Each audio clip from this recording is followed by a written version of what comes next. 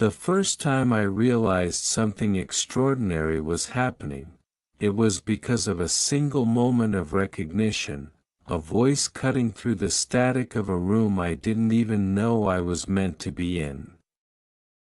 I had been walking through the lobby of a nondescript office building in Palo Alto, the kind of building that promised nothing more than fluorescent lighting and recycled air, when a man appeared at the far end of the room, leaning against the glass wall of a conference room. He didn't wave or gesture, didn't nod politely like someone acknowledging a stranger. He said my name. My exact name. Not some generic "hey you," not a mistaken identity. Just my name, spoken with that strange mixture of certainty and curiosity that made my stomach tighten and my heart stutter. Elon Musk.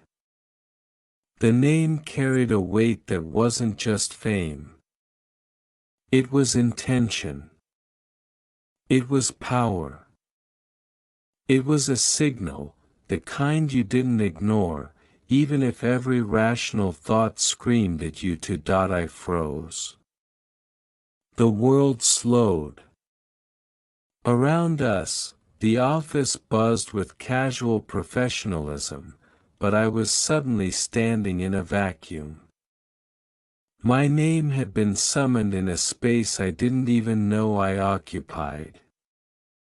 He gestured, almost imperceptibly, for me to come closer. The gesture was brief, fleeting, but in that instant it shattered the boundary between the ordinary and the impossible. I found my legs moving before my mind could catch up, crossing the floor with the awkwardness of someone both terrified and entranced. As I entered the conference room, I noticed that the blinds were drawn, that the fluorescent glare from the rest of the building hadn't reached this place.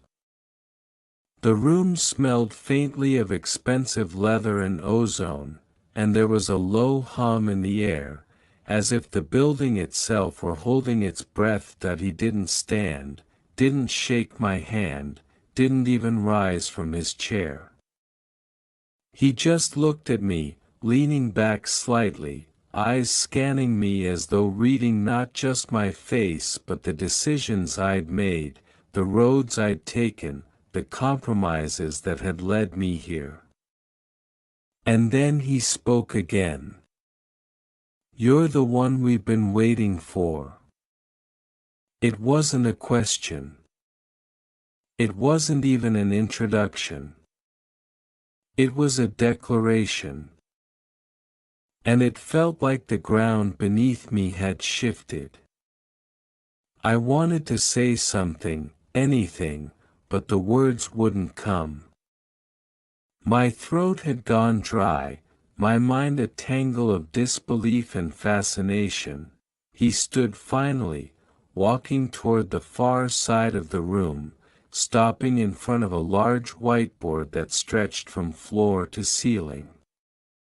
On it were sketches, diagrams, numbers, strange abbreviations I didn't recognize, yet somehow instinctively understood. The room, the building, the entire conversation seemed to exist on multiple layers at once, the surface ordinary, the depth extraordinary. He gestured at the whiteboard. "This is where it begins. This is what we're trying to fix." I didn't know what this was yet. But there was no doubt in his voice that I was somehow central to it. That I managed to croak, "I think you've got the wrong person." He smiled, a thin, knowing smile. Most people do, at first. There was an almost imperceptible pause, as if he were weighing whether to continue. Then he said, "You've been chosen because you're unpredictable." You can see what others can't. I laughed nervously. The kind of laugh that disguises terror and disbelief. Chosen. You're talking to me, of all people. Yes, he said simply. Because when you act, the world doesn't expect it. That's exactly what we need. I wanted to ask what we meant, but before I could, a door at the far end of the room opened and two people entered. One was a woman with sharp eyes and sharper posture, the other a man whose expression was unreadable, a mask of calm that felt more threatening than anger could ever be. Elon introduced them briefly, but not in the conventional way. He didn't give names or titles. He only said, "These are the people who will guide you. Listen. Learn. Decide." Then he turned back to me. "You have 24 hours to decide if you're in or out. After that, the opportunity disappears." The weight of his words hit me harder than anything I could have anticipated. 24 hours.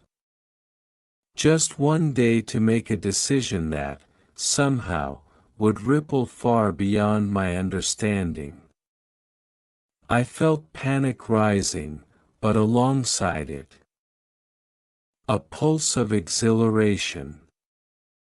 The room wasn't just filled with people, it was filled with purpose. And suddenly, for reasons I couldn't articulate, I knew that saying no was no longer a safe option. When I left the building, the sun had already dipped below the horizon. The streets of Palo Alto were quiet, too quiet, as if the city itself had been holding its breath. My mind raced, filling with impossible scenarios and questions that had no answers. How did they find me? Why me? And what did it mean to be unpredictable in a world that seemed designed to punish unpredictability? I walked aimlessly, replaying the encounter in my head, noting every detail, every flicker of expression, every pause in his voice. By the time I returned to my apartment, the weight of the day pressed down on me like a physical force. I couldn't sleep. I couldn't eat. I couldn't stop thinking about the mysterious invitation, the cryptic promise, and the sense that my life was about to pivot in a direction I couldn't yet perceive. The night was long. Shadows lengthened across my apartment, and my phone buzzed repeatedly with messages I didn't recognize. Emails I didn't remember sending appeared, each one more cryptic than the last. It was as if the universe had suddenly decided to remind me that there was a larger narrative at play, one that had ignored me until this exact moment. I stayed awake until the first light of dawn.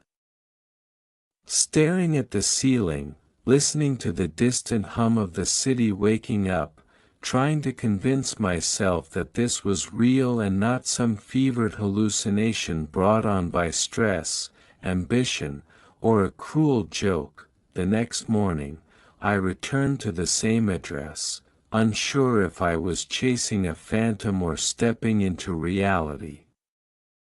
This time, the door opened before I even knocked.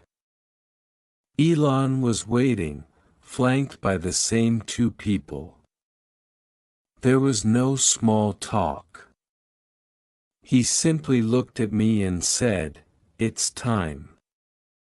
We walked down a corridor lined with screens, each displaying data, news, patterns I couldn't fully comprehend.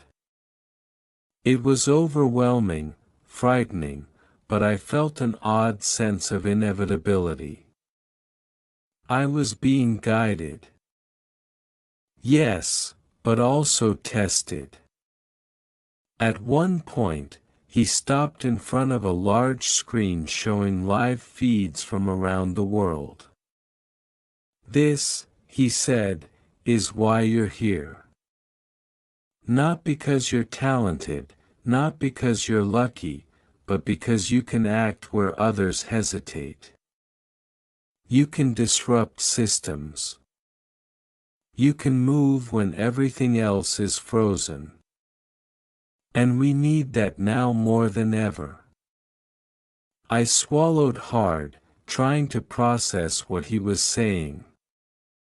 Disrupt systems. Move when frozen. The words were abstract, but the tone made it clear they were not idle. They were instructions. Commands. Warnings. I felt the air in the room thicken, almost like it was responding to the gravity of the decision before me. By the end of the day, I understood that in or out wasn't about signing a contract, it wasn't about money or fame.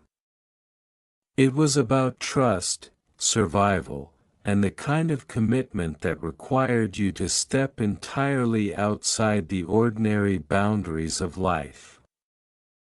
To say yes meant leaving everything I knew behind. To say no might mean being erased from the narrative entirely, or worse, being left behind to watch chaos unfold with helpless clarity.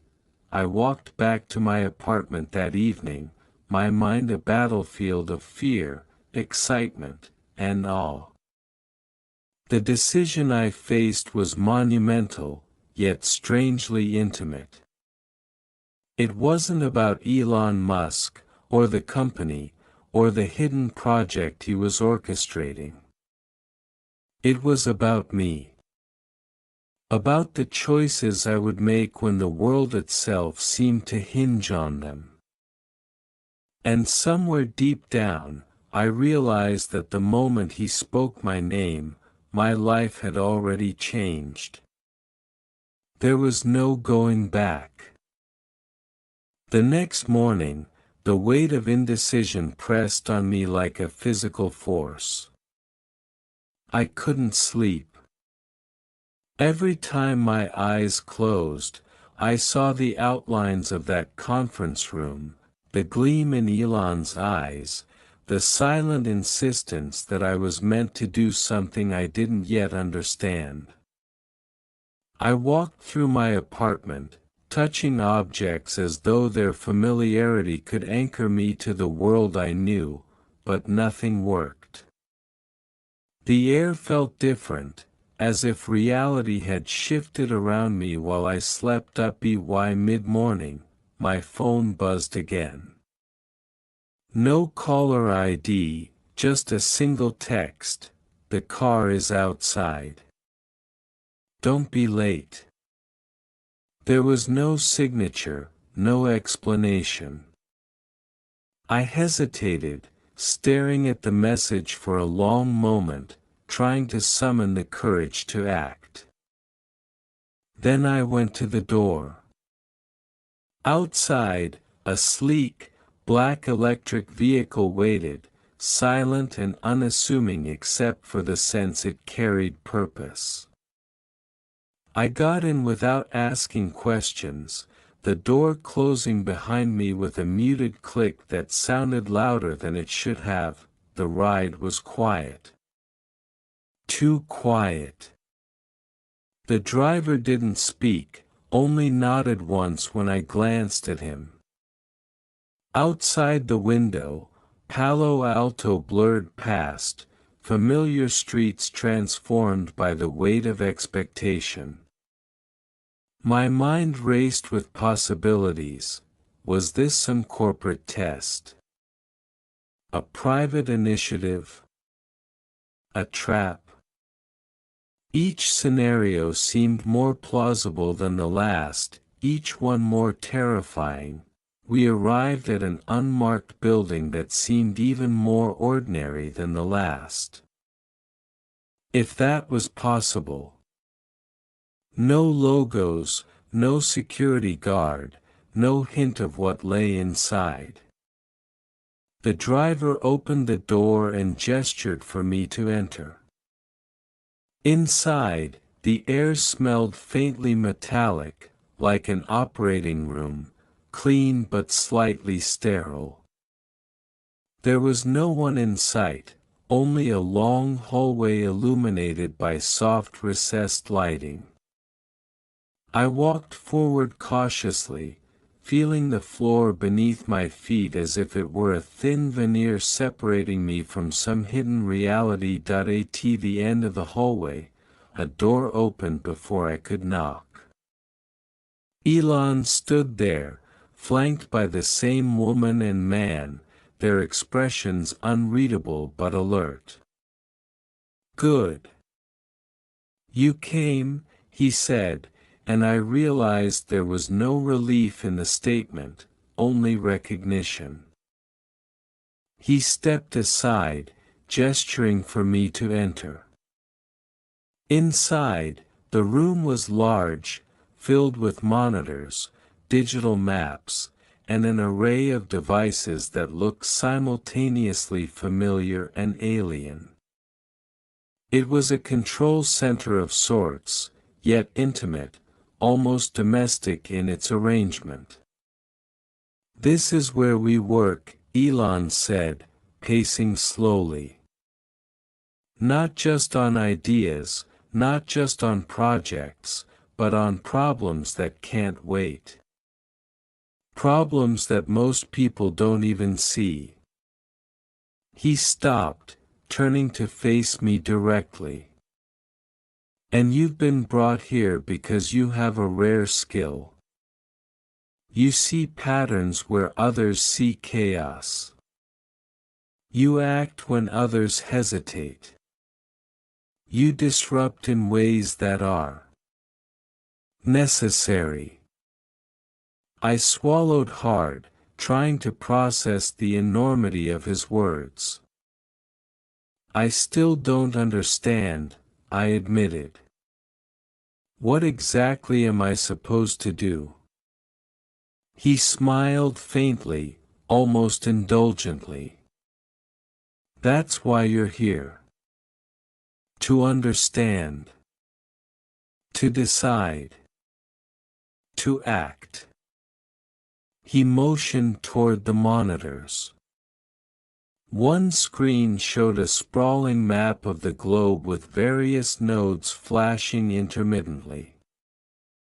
Another displayed lines of data scrolling faster than my eyes could follow. A third showed a live feed of a city I recognized, not my city, not Palo Alto, but a place far away where something was clearly unfolding. "These are signals," Elon explained. "Events, anomalies, disruptions. We track them, we analyze them, we intervene when necessary. But we can't do it alone. We need someone who can see the human element, someone who can predict behavior. Influence outcomes, navigate the unexpected." He paused, letting the words settle. "That someone is you." I felt my pulse quicken.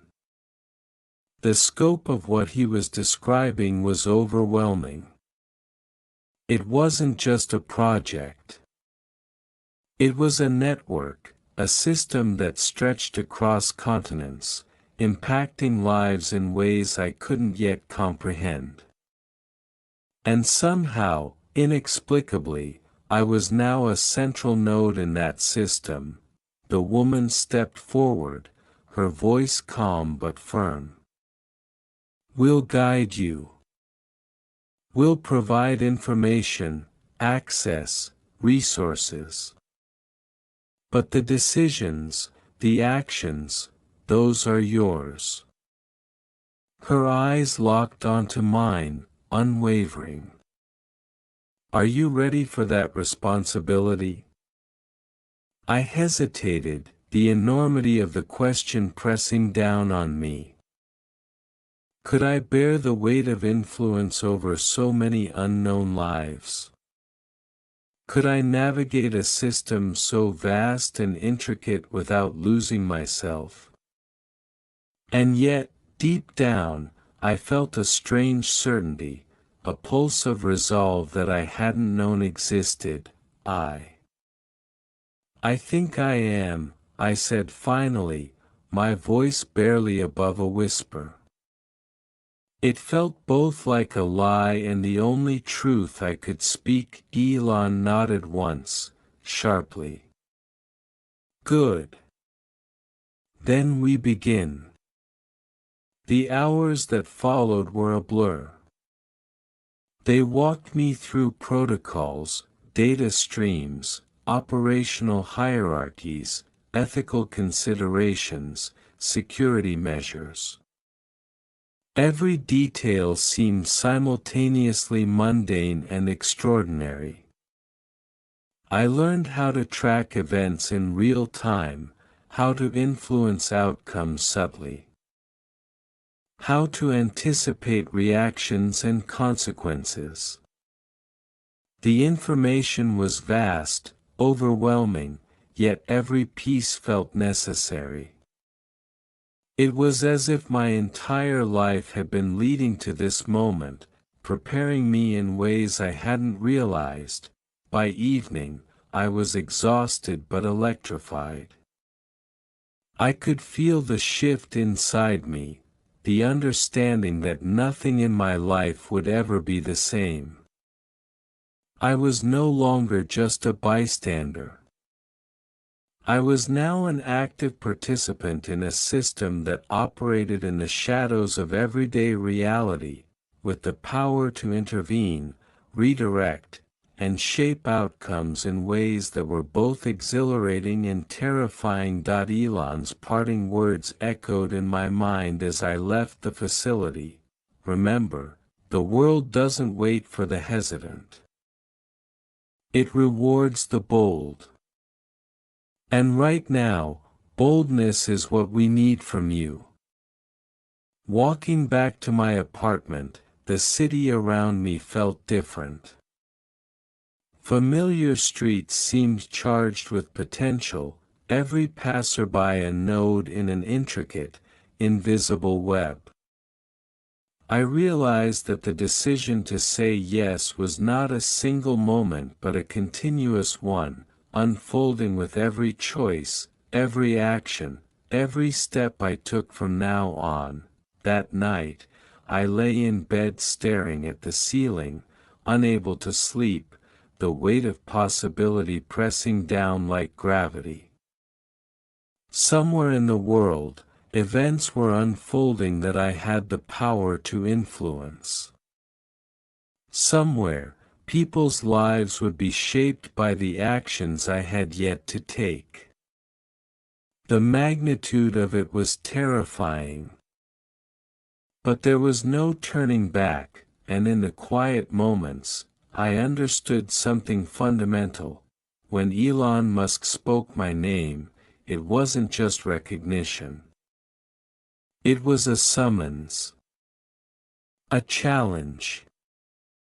And whether I succeeded or failed, my life would never be the same.